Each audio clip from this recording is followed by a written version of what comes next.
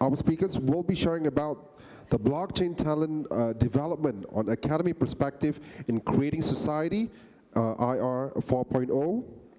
So please, ladies and gentlemen, let us welcome them on stage. First off, I would like to invite Dr. Ridzuan Darun, the COO of Universiti Malaysia Pahang from UMP. Next, I would like to invite, thank you. Next, I would like to invite Dr. Goyal Shyam Bihari, the Dean Faculty of Information Technology at City University. It's great when you guys clap for them, you know, totally appreciate it. Next, I would like to invite Clarence Liew, the Vice President of Development of ELASTOS. All right, next in line, I would like to invite Mr. Sheng, the founder of Trive Academy. And I would like to invite our moderator, Mr. Harpreet Singh, the founder of Blocklime. And last but not least, ladies and gentlemen, I would like to invite Dr. Liew Voon Kiong, the CEO of Easywave. Let's get to it.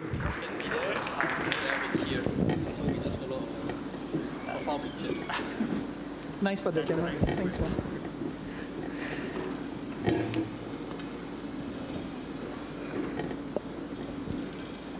Okay, everybody seated according to the pictures. So it's usually quite hard to get the afternoon panel talking about talent, and IR 4.0 is usually a lot of buzzwords there. But to simplify, I think maybe we'll just go by introducing ourselves. Maybe we'll start with Dr. Liew. Thank you, Mr. Harpreet. Good afternoon, everyone. I hope you are still fresh. All right, I'm a blockchain architect. Now, currently, I'm working on building a solution, a blockchain platform for an incubation hub, known as E3 Hubs. So, as well as building wallet and also a mobile point of sale system for crypto payment. And also, I'm running another company focusing on AI, blockchain, and also IoT solutions, as well as running some educational program, and intend to build also an academy for blockchain. And also, we are building a blockchain hub somewhere in overseas, in Philippines, and also in I intend to build in Bangladesh. That's all for me. Okay, Sheng, you can go next. Okay, good afternoon. Good evening, actually. So I'm Sheng from Trive Academy. So Trive Academy is actually the organization that is actually working on research on talent development on the blockchain side of it. So we are also one of the main maintainer of Trive Chain, a public protocol that is actually allows applications and games to be on board. So that is a quick one from me. So I'll pass to Clarence. Hi, my name is Clarence. I'm the VP of Development for ELASTOS. We are one of the top 10 ICOs of 2018. We built an Ethereum sidechain that has about 40–50% of Bitcoin's hash power, so we are an Ethereum-based solution. We also have a $50 million DAO fund that we are expanding into about 12 countries, Malaysia being our newest expansion, and we have a team set up here hoping to build on blockchain adoption and education. Hi, myself Dr. S.V. Goyal, Dean City University, Malaysia. We are offering IT and other courses there. Then we have implemented IR 4.0 technologies in our curriculum, including blockchain. And personally, I am taking big data and blockchain. That's it. Hi, my name is Ridzuan. I'm the COO of the University Malaysia Pahang. We are a public university in Malaysia. Basically, we have a research team focusing on blockchain, and we have a network comprised of 4 universities across the world, focusing on various areas, and blockchain is one of the areas that we focus. So as you have heard, we have quite an esteemed panel lineup. But before we proceed, I would definitely like to say a bit about myself as well and about my company. So my name is Harpreet. I run this company called Blocklime. And under our company, we have this initiative of Blocklime Academy. So we've been training developers for 1 year plus now. We have trained over 1,000 developers in Malaysia and over 2,000 plus globally. And other than that, since we are very few of us who are talking about blockchain in the place, everybody you can see is holding multiple positions. So I do as well. So in the talent and ecosystem development phase, I'm under MDEC Digital Expert Panel. I'm one of the ISO members for standards. And I'm also one of the digital counselor for MDEC as well. And other than that, I'm also the ambassador for Hadera Hashgraph and Hyperledger Malaysia. So, so in this case, we have like a lot of initiatives since last year where we hosted hackathons, dapathons, and we've been training local talent towards building more applications towards blockchain, DLT, and overall the whole IR 4.0. Because we even supported non-blockchain initiatives where we had AI and big data. But slowly we are growing towards a whole IR 4.0, starting from DLT space. So I think we can move on to the first question. So there are a lot of challenges that we actually face when we start building talents in Malaysia and even regionally. But you can get, whenever there's a new industry, you can see that first there's always kind of a pushback. When I started to do blockchain trainings, everybody was like, hey, why are you training this crypto? Is this a scam? Or things like that started to come out towards me. People start asking me questions like, hey, how can I get my Bitcoins back? Or, like, how can I do exchange? But I'm like, no, I'm training blockchain. Like, that's a separate thing. So people could not differentiate between that. And that is one of the big challenges that I face. But I would like to ask the panel as well, maybe start from Dr. Liew. What are the challenges that you face while developing talent here in Malaysia? When I recently started a blockchain project, I find it very difficult to get qualified blockchain developers, especially in writing smart contracts. So the good ones already employed by somebody, and the not so good one maybe also employed. So it's very difficult to get those qualified ones. I think most of the blockchain developers learn themselves. And then there are not many kind of learning resources on the internet. Even I myself learned on my own. Luckily, I found some very interesting site like EDX. So I got a certificate in Hyperledger from Linux Foundation. So I self-learned. I had to pay to learn. So a lot of learning is from the initiative of the people, of the developers. So we need to have a systematic kind of system to train to develop the young talents. Okay. I think the real challenge there is whenever you put blockchain on your LinkedIn, your salary just goes 13K, 15K, 20K. Startups cannot afford that. So if like I start hiring 2 to 3 developers on like on that kind of salary, I'll go bankrupt very fast. So I think what about? Get the mic here. Yeah. Okay.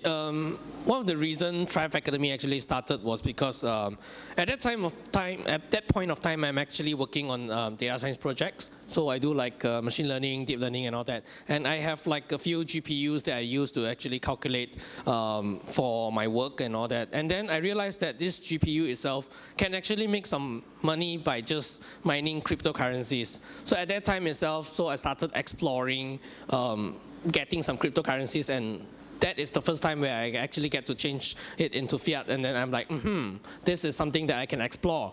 Then from there itself, I started reading more and more and more, and then I started developing.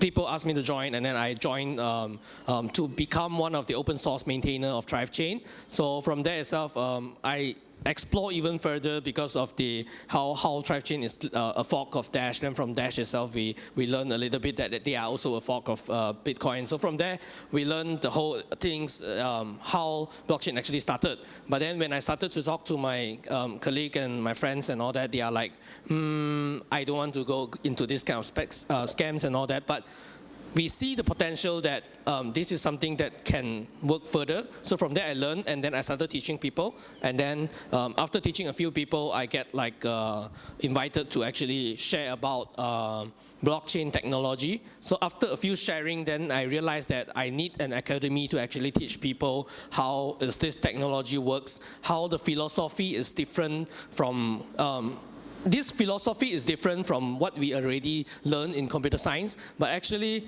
the underlying technology is the same as computer science. So we still have the cryptography behind, we still have, nothing is new in blockchain, just that the philosophy of how to build things has changed. But the other things are still the same. So from there itself, started exploring into crypto and also blockchain. But now I'm focusing much more on blockchain as in building applications, use cases on top of blockchain, and instead of just training people on how to use blockchain technology and not just on the crypto side, because we believe it is beyond financial. Clarence? Great, yeah. Totally back up Harpreet here. The challenge is really separating blockchain, cryptocurrency. I'm actually the foil here because I'm from the US, and you guys are doing way better than the US in terms of blockchain talent development. Harpreet was saying, joking, don't say that. You don't want to, Malaysians would like to be in first place, but I'm very impressed with the actual development here and support from the government and blockchain development. But definitely when I go to schools in the US, people don't know what blockchain is. You have to explain to them why blockchain is important, why decentralization is important. I think the mindset there is not there for a lot of students. They don't really think about what decentralization really means, and until you get that point across and why it's interesting, then they finally understand and they get more involved. One of the coolest things I talk about when I go to universities is when I talk about VRFs, so verifiable random functions, or zero knowledge proofs. That's really cool. Cryptography and things like that, it really gets people excited. So I found that that's been one of the cooler things that students really key in on.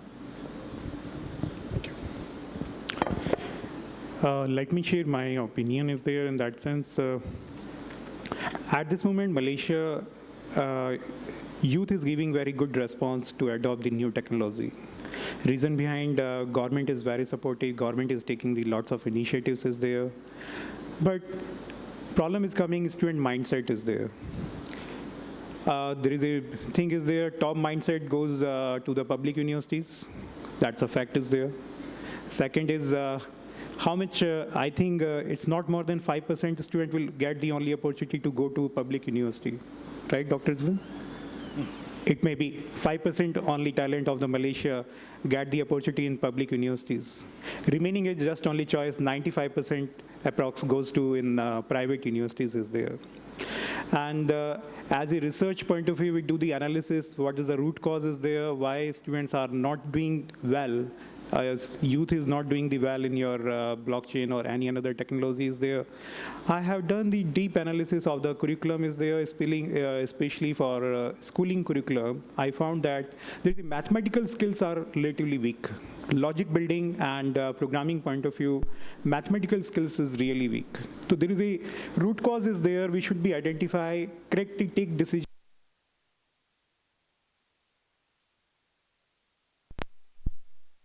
And we should be depend on experts to meet this gap is there. Then corresponding when they are entering in the universities is there, always we found that they are very good in terms of infrastructure services side. They are performing very good. Malaysians are performing very good in terms of infrastructure. Yeah. But whenever you give the programming aspects, they are losing the confidences there. We'll discuss a little bit in second round is there. Definitely. Yeah. Well, in the academic world, particularly, a more traditional way, I think there's a large gap between the industry and the universities. In the academic world, we will start introducing courses or even a diploma or certificate focusing on certain skills. But then, but knowledge is very limited out there on blockchain. There are a lot of hesitations still from the industry, but we need to overcome this. Maybe time will tell, time will change. Then the pressure to produce a blockchain developer will rise. I think there's only 5 or so the universities in the world that are basically starting, offering a blockchain to produce, a developer. But to say a real developer, again, this is a very difficult, task. Like being an accountant, what kind of accountant that you want to produce? Yeah, So in a Malaysian context, although we are progressing well, but I think there is still, a room of improvements. The industry should open up, change, and let the academics do their parts. Let me share you one how is from my experience, the industries from European industries, or particularly Germany. The industries is looking at the universities as source of innovations. Yeah, but you have to ask that question again in ASEAN context. Is that happening in this, in this part of the world? So, if we allowed the universities and the, and the industries in ASEAN to collaborate to produce right talents for the market, then there will be, a greater demand, more structured, and more holistic efforts from all parts of the agencies in Malaysia, or maybe Indonesia, Thailand, Philippines, and Singapore. Maybe I have a follow-up question with Dr. Ridzuan. So if you, usually there's a strong notion that the reason a lot of universities do not adopt new tech is because of all the lacking of standards, MQAs, and all these supporting elements for universities to adopt this. But I see you as a public university, I believe, is offering blockchain courses, so I think that's definitely one step ahead. So I would like to see from your view, how important is this, and why did you decide to take the leap of faith and start adopting blockchain courses in your university? Well, the demand, the market is basically is still not well informed about this technology. Yeah, although it has been around, but it's not well informed. Yeah, if you remember how how the technology from the World War was used. Like Boeing, IBM was started during the World War, and it was used for war. Yeah, so that's the pressing reasons why this technology is adopted. So in this technology, we are seeing the there is no urgency. Although there is there is a demand, but there is no do or die factor. That you must do this, otherwise you collapse. Yeah. So there is no phrasing factor that forcing all these companies to adopt this technology. So, having said that, the universities, being traditional, they would like to see some standards. They would like to see a structured demand, or full saturated demand in the market. Then they will structure the program. The local authorities, they are quite, they're quite receptive, but there is no demand that press that this is it. This is the product that we must educate our graduates. Yeah, I think I might have a bit of the answer for what the reasons behind the demand is, because I would say the market is kind of confused. It was never a research-driven or an academic-driven technology. It was a people-driven. A lot of it was P2P kind of crypto-driven kind of industry where people build it, but they never documented properly, open source, and everybody just went up and started pitching blockchain as a crypto product. Everybody is now so confused because so many versions of blockchain. A lot of people are not even blockchain, they're pitching themselves as blockchain because blockchain sells. So in this case, there is a mass confusion. So when the industry want to adopt, they say, first of all, what exactly is blockchain? And there's no proper definitions and standards, so there's a lot of confusion towards, like how can these industries adopt, and where should the demand grow towards? So I think there was really some interesting thoughts over there. And just to put on, I think maybe we can move to the next question. So, yeah, also about certification programs. I mean, maybe we're going to touch a bit about it. You can see that in Malaysia, there are many different certification programs being offered, and some of them I feel is outright scams, where they give you a one-day, like a kind of a professional or a expert kind of a certification program. Do anybody want to actually give up some opinions or on this? Yeah. Actually, there are two aspects there. One is people are doing just marketing and business point of view rather than education point of view. They want to capture what is the market requirement is there, and they offer the lots of courses is there. Another thing, here in Malaysia, HRDF is offering lots of courses. So people will join HRDF approved courses, and sometimes it's happened that under HRDF, they have taken the approval, and maybe content and depth is not properly analyzed. That's another big challenge is there. And let me share my experience as a university.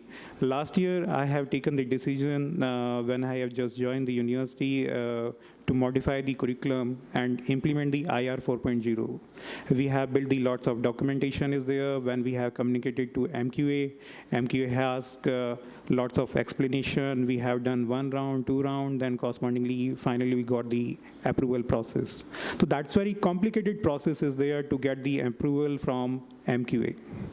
So until unless government will not show the flexibility in terms of body supporting point of view, then it's very difficult for the universities is there. Another big challenge is there, whatever we are teaching, whatever curriculum you have designed, blockchain, you will not get anything that is world level, which is a standard is there, and no anybody is there which is offering any standard certification is there. Even some extent, ISO have started towards taken some step. They are discussing, and maybe in another few weeks or few months, they will be propose some standard certifications is there. Some extent, it will be solve the problem. Yes. But this problem is not only in the blockchain industry, it's also in the IoT, big data, AI, all of them actually face the same problem. So I had once a person who came to me and he was pitching me an IoT solution, and I was like, on what network it's running, and he was like, couldn't able to answer me. I was like, are you using Zigbee, LoRaWAN? He never heard of it before. So I will say that they don't really get a lot of this, the technology terms, but they are already been recognized an expert. So the problem begins when these same experts using their titles started to go to government offices, MNCs, and started to pitch, and they pitched the wrong product and end up building some wrong product as well. So this became a kind of a challenge for the whole industry, where if it goes wrong, they will not invest in it again. So moving on, I think maybe we move on to what Dr. Liew, Dr. Liew was mentioning about how he's working with the industry. Maybe we can talk about how the industry is actually embracing IR 4.0. Yeah. For me, I have some personal experience with the industry, because I'm seeing that a lot of big players are coming into the industry. For example, IBM, they have started something like food safety program together with Walmart. So you can trace the food, the originality of the food, and also where does it come from. For example, you drink this bottle of mineral water, where does it produce? So when you scan the QR, you know where does it come from if we use the blockchain technology. So already there are use cases. And in Malaysia, there are a few companies, they are also looking into blockchain. For example, I've been approached by Tanchong Motors to look at their supply chain management. There are some Tanchong people here also today. So actually, they have a very advanced, what I call that, program for training the staff. They have very robust staff development program for all kinds of subjects, including IoT, machine learning, but only lack of blockchain. So I'm designing a blockchain module for them. So I'm seeing a lot of corporations are coming into this industry because maybe fear of losing out. And also, in the foreign country, a lot of big industry already using blockchain, implement blockchain as part of the solution, maybe as a hybrid system. In healthcare, in tracing diamond, there's one diamond, I call it Everledger. You can trace the diamond. Where does it come from? Where does it mine? So you can even see from which country these diamonds are not so good and all that. So you can, all kind of luxurious good, you can be traced by blockchain. So there are many, it's suitable for all kinds of businesses, for healthcare, for insurance, for ID management, for banking, for financial services. And for me personally, I'm looking into cross-border money transfer because I have good network in Nepal and also Bangladesh. In Nepal, I'm working with a bank to explore into this cross-border money transfer, but we have to wait for regulation from our SC and bank, central bank. So there are many users. So a lot of industries should train their employee to expose them about blockchain. So anybody else want to comment on that? Yeah, I'd like to give a kind of an international viewpoint. I believe that a lot of corporations are realizing it's definitely a threat. I was just talking to one of our one of the projects I'm advising, which is under NDA, but I mean, they're in the music space, and in the music space right now, artists make about 12 to 15 cents on a dollar, and it's an extremely, unfair system. And then, but you actually have from China, ELASTOS is based in China, Tencent is literally coming to the table and saying, what can we do to embrace blockchain? Because if you think about it, it makes no sense. Why would a company that's making 80% of the profits change? It's because there's a threat to their model, and they know it's coming. So that's definitely going to happen. And I was speaking to what Dr. Darun was saying. Is there an existential threat to some of these businesses? And there is. It's coming. I personally know projects that have hundreds of thousands of users, in this case artists, moving to blockchain. When that actually happens, it's going to open the floodgates, because eventually you're going to get to a point where people kind of realize, if I don't adapt now, I'm going to get left behind. I'm going to be playing catch up. So there will be some sort of critical mass that we are building towards, where imagine for financial, I was having a chat back in Vancouver, and I was giving a talk earlier, but regardless, a chat about identity, and right now there's all these hacks going on. Imagine with the blockchain, if you can control your own identity and your data, and you would then pass the liability of protecting data from the big corporations that are getting hacked to the user. Imagine how much of a big epiphany that would be to companies to say, hey, if you went to a bank and you can bring your own identity, the bank would love that, because now they're not responsible for your identity. If they don't have to be worried about getting hacked because you've taken on that liability. And so imagine that first bank that offers that ability for people to bring their own identity and manage their own data. What kind of precedent that will set for all the other banks that are not doing this? So there will be a first mover, and I believe after that it will be an existential threat. Well, I got two thoughts on this. Number one is although IR 4.0 is the next competitive advantage for certain or for some companies or for some countries even. For Malaysia, we need this, IR 4.0. But not all countries will need this. The reality is it is expensive. Yes. It is expensive. So for us, we are still the economy or the industry. If you look around, Indonesians probably they are at the 2.0. We are probably already 3, but moving towards. Yes. But but do we need this? What it means, it's good if we want to be a developed country. So we need this 4.0. But for some countries, they still need 2.0 because mass, volume, price, cost still matters. It's just not the only way to make money in this current economy. But like I said, I'm support 4.0 blockchain, but it's not the solution for all.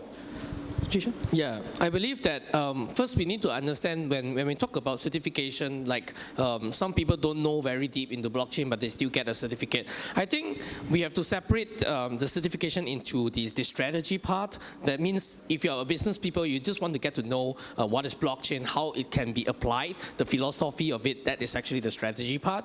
Then for development itself also we have the DApps. DApps itself is actually like because there's like a protocol layer, there's a networking layer, and the application layer. So some people knows how to build an iOS app, but they have no idea how the iPhone works itself. So we have to see how to separate more different segment of it. Actually, to put on that exactly what the challenge we faced last year. So we actually did exactly that. So we have a lot of the courses that we offer. It's mainly for business, for banking, for like supply chain for supply chain. Then we also have specific for developers, which is like Ethereum for Ethereum, and fundamentals trainings. So in this case, I think this is we're trying to looking out for models out there where everybody teach everything that students are confused in the end. You don't know what you're really talking about. And the issue is because nobody went in and figured out the fundamentals. Actually, I think everything needs to start from the base layer, like universities and everybody approach as well. I like the idea where you prepare them with the base and then you build above that.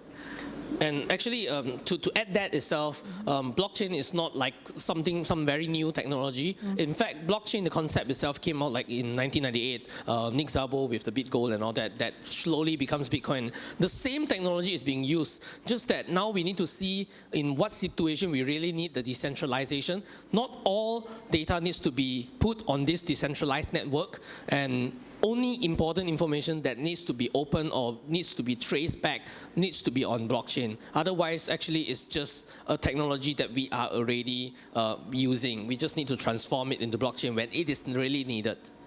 So I think since we're on the final minute now, so if you can see that, to conclude, I can see the cost of actually reskilling is high.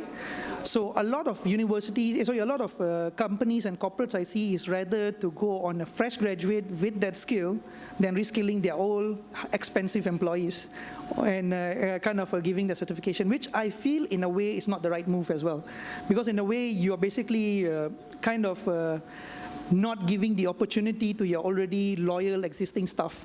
So I think this is something that I wanted to point out as well, that we should have good reskilling programs as well. And I think a lot of universities are working towards having this kind of small training arms where they do reskilling. And then I think even private trainings, like maybe even Trive Academy and maybe SIR's Incubation Hub will be able to provide a lot of these reskilling programs in future. And other than that, it's definitely, we spoke about certification and standards. I think it's working. Since I'm on the committee, so I should say that things are happening. Malaysia is playing its parts to be in the committee to actually contribute ideas, and we have usually weekly updates. In terms of, we always kind of criticize the government for not doing enough, but we never kind of appreciate on what they have done and what are the good things we have done. And I think the current DKN 2030 policy movement where we are embracing to develop more talent, focusing on talent development and entrepreneur development is something that we should applaud. And also if you really look into how even the MDEC initiative of growing talent from school to even universities and providing support for new courses curation is also something that I think we should applaud, and something good is happening in Malaysia. Is there any final thoughts, or I think we can end the panel?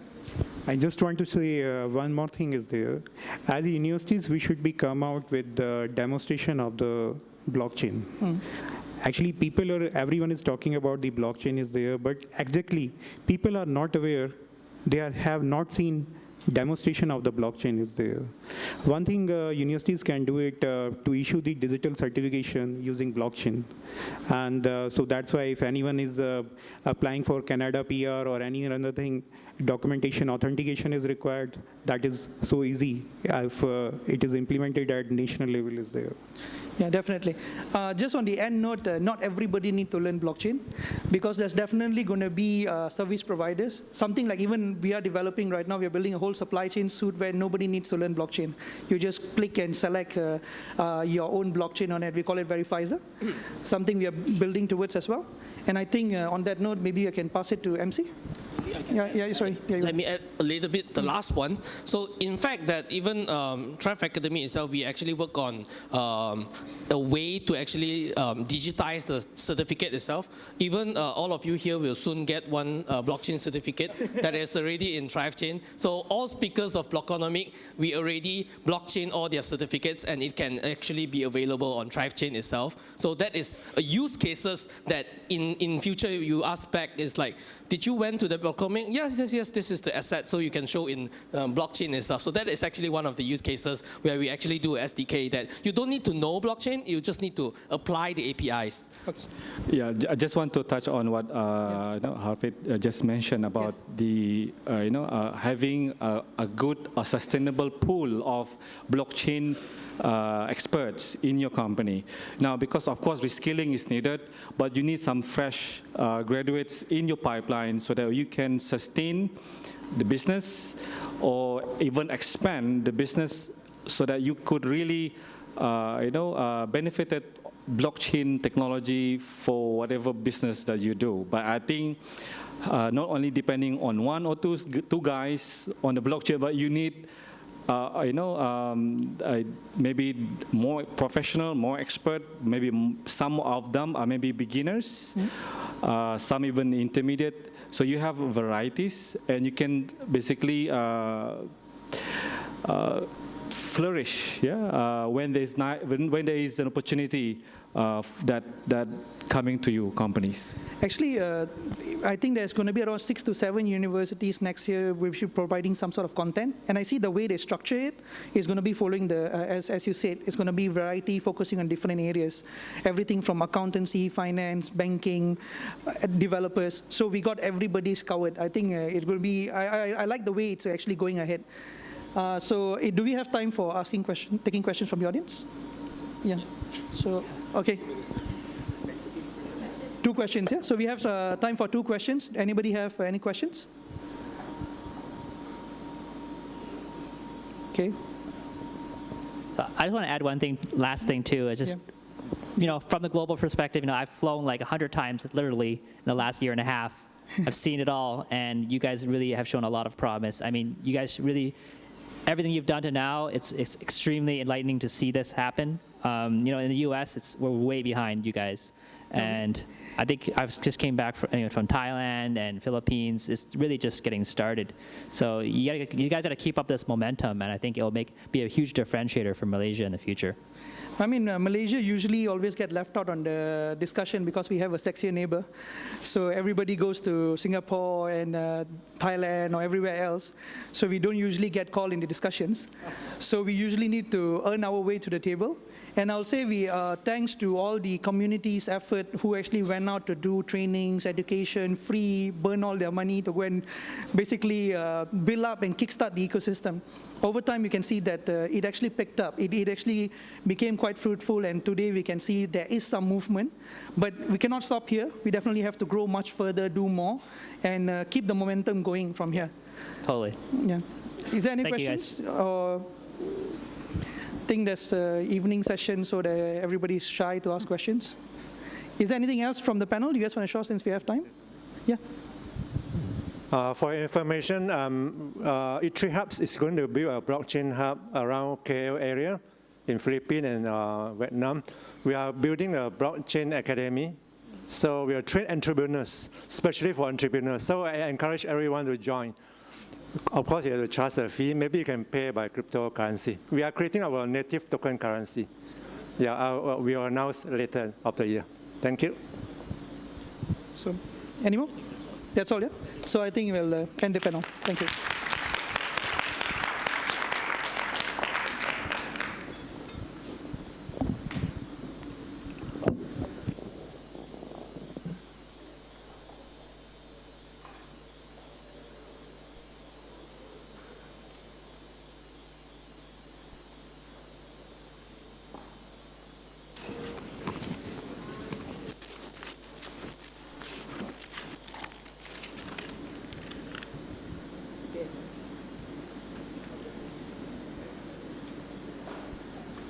To video, All right. Thank you so much. Guys, give it up for our panelists and our moderator. Appreciate it. Thank you, Mr. Harpreet. Thank you so much.